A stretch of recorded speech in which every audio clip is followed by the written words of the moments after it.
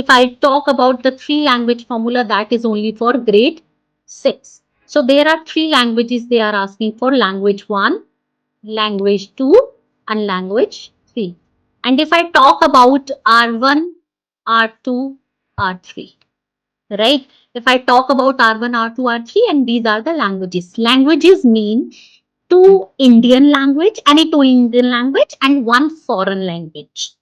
Now the foreign language is for us is English, right? So you can opt. Suppose if I take in most of the CBSE schools, English is a medium of conversing and all medium of exchange. Suppose English, that is a foreign language, or you can take French as a foreign language, or German, Spanish, or the Japanese if schools are giving that option. These all are considered in a one group, that is a foreign language. So out of these, you are supposed to take only one language.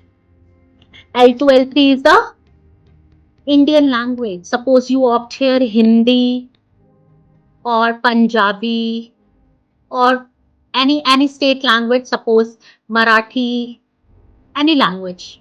Whatever you opt for language 2, whatever you have opt for language 2. Now you have to opt third language, again the Indian language, but differ from L2. Like you have taken Hindi, Punjabi, or Marathi here, suppose any language from here. So L3 can be which you haven't taken here. Suppose I will take Sanskrit or Kannada, or I can take any another regional language. Whatever the language is in your state or in your city is mandatory, you can take that. Now, if I talk about R1, R2, R3, these are the levels of proficiency. These are the level of proficiency. Level of proficiency based on the writing, reading, and understanding of the child.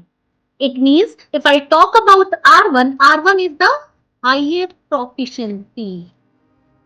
Highest proficiency. Highest proficiency means where the child is confident enough that he can perform in that language, anything he can perform anything in that. So the syllabus would be different, but now onwards the same book will be referred till the time.